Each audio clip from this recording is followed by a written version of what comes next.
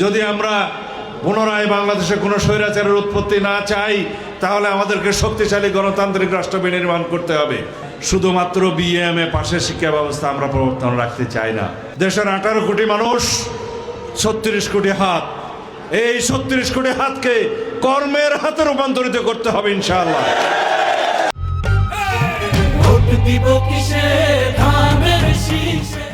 আগামী 12 ফেব্রুয়ারি এই দেশের বাক বদলে দেবে, নিজেদের ভাগ্যের পরিবর্তন ঘটাবে, এই দেশকে একটি মুক্ত, স্বাধীন, সত্যিকার গণতান্ত্রিক রাষ্ট্রে পরিণত করার সিদ্ধান্ত নেবে। আর এই দেশের শক্তি, এদেশের গণমানুষের দল, বাংলাদেশের পক্ষের দল একমাত্র বাংলাদেশ জাতীয়তাবাদী দল, যারা ভারতের মাল ভারতে পাচার হয়ে গেছে। দেশনেত্রী বেগম খালেদা জিয়া বলেছিলেন, বিদেশে আমার কোনো ঠিকানা নাই, এই দেশের মাটি ও মানুষই আমার সব। সেই মাটি ও মানুষের জন্য, গণতন্ত্রের জন্য, তাদের অধিকার প্রতিষ্ঠার জন্য সংগ্রাম করতে করতে নিজের জীবন বিসর্জন দিয়েছেন। আমরা সেই দল করি। 2011 সালে তত্ত্বাবধায়ক সরকার পদ্ধতি বিলুপ্তিকরণের মধ্য দিয়ে ফ্যাসিস্ট শেখ হাসিনা এক দলীয় রাষ্ট্র ব্যবস্থা এবং ব্যক্তিতান্ত্রিক স্বৈরতান্ত্রিকতা প্রতিষ্ঠা করলো। তিনি নিজেই বাংলাদেশের রানী হয়ে গেলেন। এই দেশ রাজত্বে পরিণত হলো, এই দেশ আর গণতান্ত্রিক রাষ্ট্র থাকলো না। গুম, খুন, অপহরণ নিত্যদিনের কাহিনী হয়ে গেল। এইভাবে আমরা 2009 সাল থেকে 2024 পর্যন্ত এদেশের মানুষের ভোটাধিকার প্রতিষ্ঠার জন্য, গণতান্ত্রিক অধিকার রক্ষার জন্য, এদেশের মানুষের মানবাধিকার এবং সাংবিধানিক অধিকার রক্ষার জন্য আমরা সংগ্রাম করতে থাকলাম দেশনেত্রী বেগম খালেদা জিয়ার নেতৃত্বে।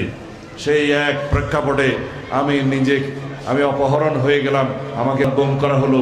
আমার অনেক সহকর্মীকে, অনেক সহপাঠীকে, অনেক নেতৃবৃন্দকে, অনেক সাংবাদিককে, অনেক জনসাধারণকে গুম করা হলো, হত্যা করা হলো। আমার মতো অনেকেই সৌভাগ্যবান হয়নি, তারা এখনো ফিরে আসেনি।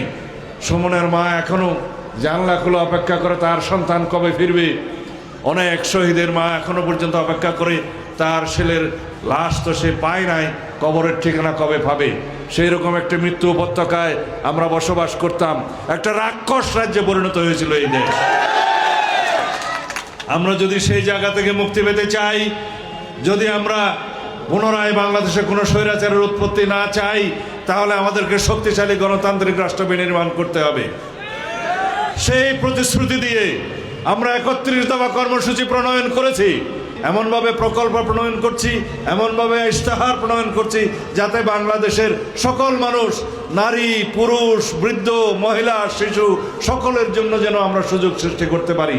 সেইভাবে আমরা বলছি, আমরা দরিদ্র ফ্যামিলির জন্য ফ্যামিলি কার্ড দেব।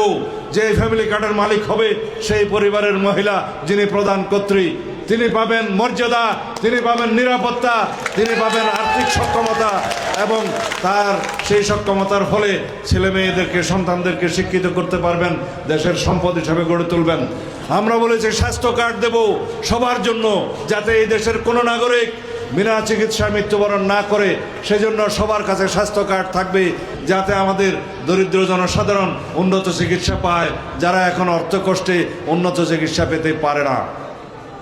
আমরা বলেছি কৃষকদের জন্য আমরা কৃষক কার্ড দেব, যে কৃষক কার্ডের মধ্য দিয়ে সে আবহাওয়া রিপোর্ট থেকে শুরু করে, কৃষি লোন থেকে শুরু করে সমস্ত কৃষি বীজ, সার, কীটনাশক সহ সমস্ত কৃষি উপকরণ ন্যায্য মূল্যে পাবে, এবং তার উৎপাদিত সকল দ্রব্য সে যথোপযুক্ত মূল্যে বিক্রি করতে পারবে, সরকারি সুবিধা থাকবে। এইভাবে যদি আমরা কৃষকের মেরুদণ্ড, অর্থনৈতিক মেরুদণ্ড শক্ত করতে পারি, তাহলেই পরে বাংলাদেশের অর্থনৈতিক মেরুদণ্ড শক্তিশালী হবে। যদি আমার মা বোনেরা শিক্ষিত হয়, উন্নত হয়, সন্তানরা যদি দেশের সম্পদ হয়, তাহলে বাংলাদেশ সম্পদশালী হবে। যদি আমরা সকলেই সুস্বাস্থ্যের অধিকারী হই, তাহলে জাতীয়ভাবে আমরা সুস্বাস্থ্যের অধিকারী হব। আমরা বেশি কিছু বলছি না, যা পারা যাবে না। আমরা বলেছি এই শিক্ষা ব্যবস্থায় আমরা আমূল পরিবর্তন সাধন করব। যে শিক্ষা ব্যবস্থা শুধু ডিগ্রি অর্জনের জন্য থাকবে না। শুধু বিএমএ পাশ করে লাভ কি যদি আমরা কোনো কাজ না জানি, যদি আমরা কোনো প্রশিক্ষিত জনবল সৃষ্টি না করতে পারি, যদি কোনো কারিগরি শিক্ষা না থাকে। সেজন্য আমরা বলেছি প্রাথমিক পর্যায় থেকে শুরু করে মাধ্যমিক পর্যায় পর্যন্ত, ইন্টারমিডিয়েট পর্যন্ত প্রত্যেককেই কোনো না কোনো কর্মে ভোকেশনাল ট্রেনিং নিতে হবে, আরেকটি ভাষা শিখতে হবে, নিজেকে দক্ষ একজন নাগরিক হিসেবে গড়ে উঠতে হবে। হয় নিজে সেই প্রশিক্ষণের মধ্য দিয়ে নিজের কর্মসংস্থান করবে, অথবা সেই প্রশিক্ষণের মধ্য দিয়ে দেশে এবং বিদেশে তার কর্মসংস্থান হবে, যার মধ্য দিয়ে তার অর্থনৈতিক সচ্ছলতা আসবে এবং বিদেশে গেলে বৈদেশিক মুদ্রা উপার্জনের মধ্য দিয়ে নিজের এবং দেশের জন্য বৈদেশিক মুদ্রা উপার্জন করবে। আমরা সেই রকম শিক্ষা ব্যবস্থা প্রবর্তন করতে চাই। শুধুমাত্র বিএমএ পাশের শিক্ষা ব্যবস্থা আমরা প্রবর্তন রাখতে চাই না। দেশের 18 কোটি মানুষ, 36 কোটি হাত, এই 36 কোটি হাতকে কর্মের হাতে রূপান্তরিত করতে হবে ইনশাআল্লাহ। আমাদের সন্তানদের জন্য সাংস্কৃতিক কর্মকাণ্ড এবং খেলাধুলা বাধ্যতামূলক করব। যে ছাত্র প্রাইমারি থেকে শুরু করে যে কোনো একটি ক্রীড়াতে তাকে অংশগ্রহণ করতে হবে, সাংস্কৃতিক চর্চা করতে হবে।